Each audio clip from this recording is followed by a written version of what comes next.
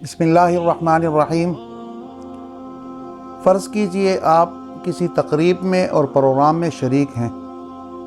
وہاں آپ نے اپنے حصے کی چائے اٹھائی، چائے کا کپ آپ کے ہاتھ میں ہے اور آپ بیٹھنے کے لیے اس نیت سے جگہ ڈھونڈ رہے ہیں کہ کھانا پینا یہ بیٹھ کر کھانا سنت طریقہ ہے۔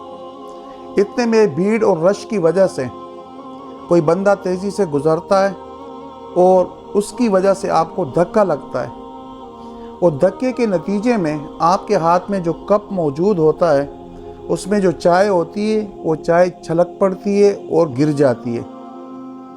اب پوچھنے والا آپ سے پوچھتا ہے کہ یہ کیا ہوا؟ تو آپ جواب میں کہتے ہیں کہ مجھے دھکا لگا اور دھکا لگنے سے چائے گر گئی۔ اب یہ ایک جواب ہے اس سوال کا، لیکن اگر دوسری طرف دیکھا جائے تو اس سے بھی بہترین جواب اس کا یہ ہے کہ دھکا لگنے کی وجہ سے یہ چائے نہیں چھلکی، یہ چائے نہیں گری، بلکہ چائے اس لیے گری کہ چائے کپ کے اندر موجود تھی۔ اگر چائے کی بجائے اس کپ کے اندر کوئی اور چیز موجود ہوتی تو ظاہر بات ہے دھکا لگنے کی وجہ سے پھر وہ چیز گرتی، پھر چائے نہیں گرتی۔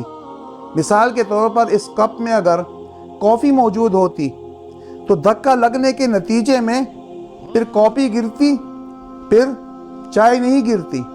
اور اگر اسی کپ میں پانی موجود ہوتا تو دھکا لگنے کی وجہ سے اس کپ میں سے پھر پانی گرتا، پھر کافی نہیں گرتی۔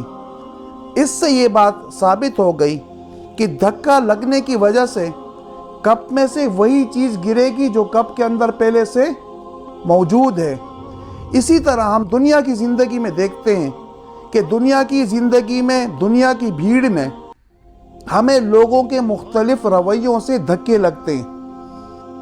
اب مختلف رویوں سے جب ہمیں مختلف دھکے لگتے ہیں تو پھر اس کے نتیجے میں ہوتا کیا ہے کہ ہمارے اندر جو اصلیت موجود ہوتی ہے پھر وہ ہمارے اندر سے وہ چیز چھلکنے لگتی ہے۔ اگر ہمارے اندر اخلاق موجود ہیں، ہمارے اندر سکون موجود ہے، ہمارے اندر ادب اور احترام موجود ہے، تو کسی کے نامناسب رویے کی دھکے کی وجہ سے ہمارے اندر سے اخلاق نکلیں گے، ہمارے اندر سے مسکراہٹ نکلے گی، ہمارے اندر سے صبر نکلے گا، ہمارے اندر سے انسانیت نکلے گی، ہمارے اندر سے وقار نکلے گا، اور ہمارے اندر سے ادب اور احترام باہر آئے گا۔